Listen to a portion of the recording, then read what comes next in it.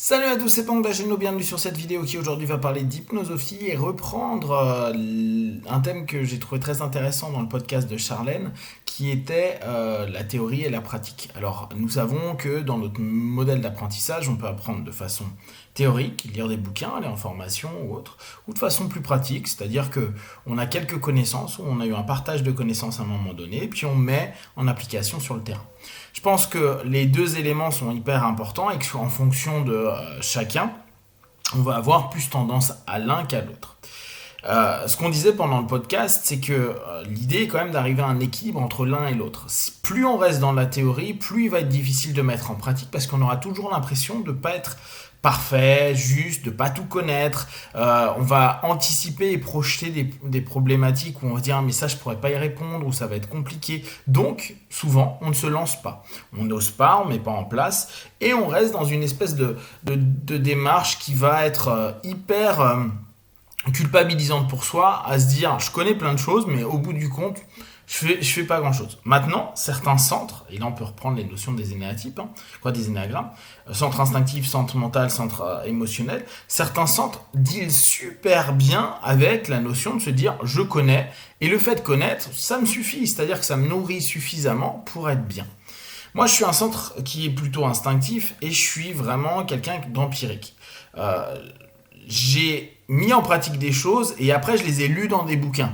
D'ailleurs, ça avait fait qu'à l'époque de mon tout premier site d'accompagnement, j'étais super content parce qu'au fur et à mesure, je donnais des tips, des idées aux gens sur mon site en disant ah bah voilà, vous pouvez faire ça, ça, ça. Et puis avec les années, je me suis aperçu que ça existait dans des ouvrages, dans des méthodes, etc., etc. Et je me souviens que ça m'avait mis une sale claque, genre bah merde, j'ai rien inventé, petit con va. Et en même temps, j'ai trouvé ça assez génial de se dire, tiens, moi qui n'avais pas cette connaissance, moi qui n'ai pas étudié ce modèle-là, ou cette technique-là, ou même carrément cette philosophie-là, bah, dans mon observation terrain et mon improvisation à certains moments, parce que clairement, c'est des choses que je ne savais pas, donc je me suis adapté. J'ai eu des feedbacks que j'ai après mis en théorie, que j'ai voulu revoir et me dire ah oui bah j'ai fait ça, les modéliser en fait, comprendre le modèle que j'ai utilisé et rendre compte que ah cool il y a des théories de gars qui ont déjà expliqué ça.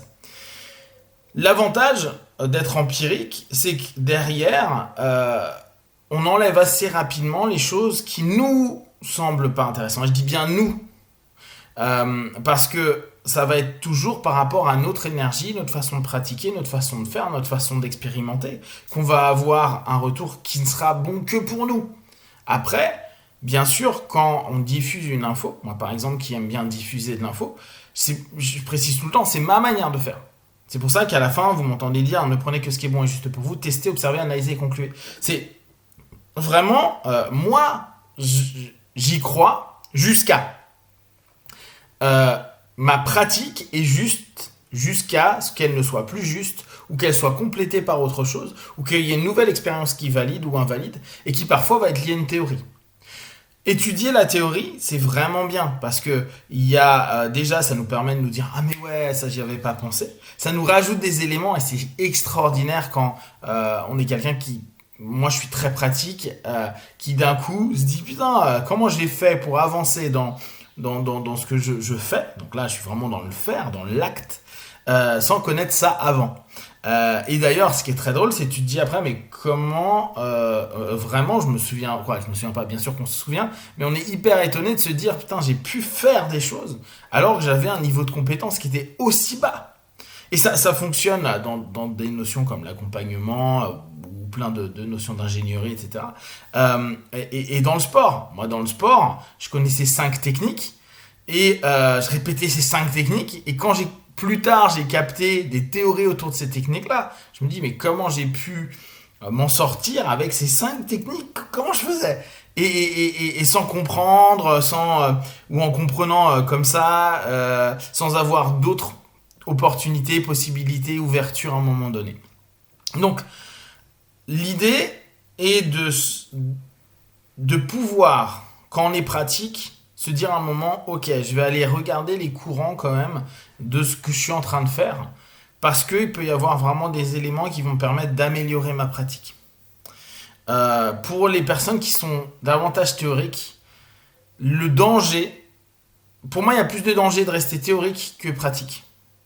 Ce que je disais hier dans le podcast, en milieu fin de podcast, je disais, aujourd'hui, ce qui est très intéressant avec le confinement, c'est qu'on arrive à aller au-delà des théories qui ont été proposées.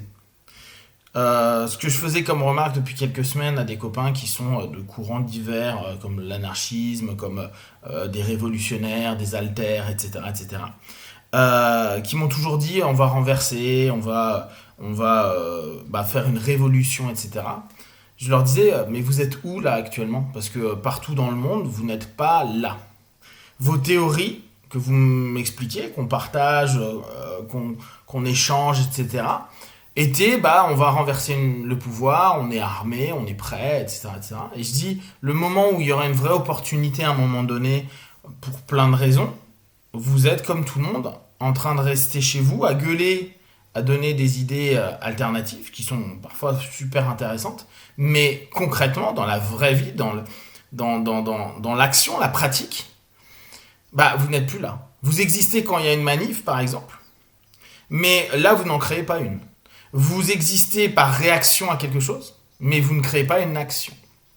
Et ce que je leur disais, je dis donc, pour moi, c'est une preuve que tout ce que vous racontez depuis des décennies, c'est une preuve.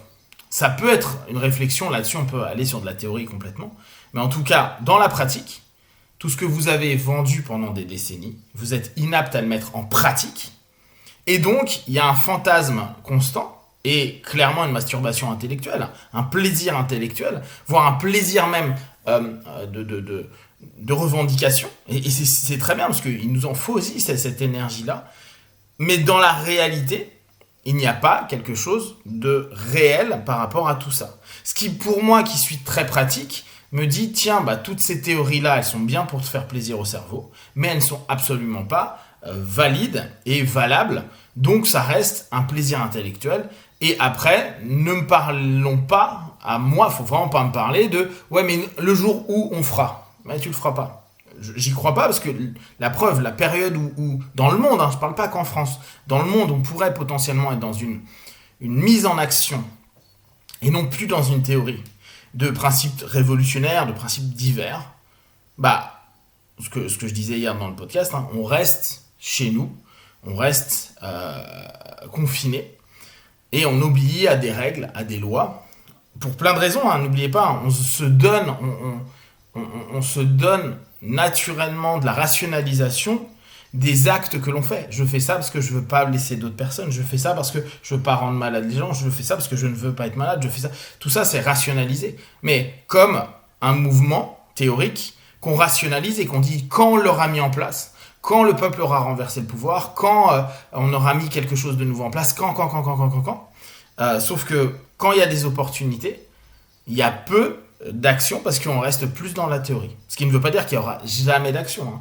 C'est juste que pour l'instant, la plupart des systèmes proposés, ou en tout cas, moi, dans mon microcosme et des personnes que j'ai rencontrées, il n'y a aucune action. Et on reste dans la théorie. Et le problème de la théorie, c'est qu'on peut y passer sa vie à idéaliser, à créer un monde extraordinaire, mais on ne va pas dans le concret du réel commun, de celui où c'est plus les idées, mais c'est les actes, les faits, les mouvements, les interconnexions humaines, etc., qui construisent quelque chose et qui valident ou invalident une théorie. Parfois, ne pas aller dans l'action nous permet de rester dans la projection, dans le fantasme, et vu que parfois on a créé tout un monde lié à ce que l'on pourrait faire ou ce que l'on voudrait faire. Et ça, je parle dans notre vie quotidienne, des fantasmes de un jour je serai créateur d'entreprise, je serai artiste, je voyagerai à travers le monde, etc.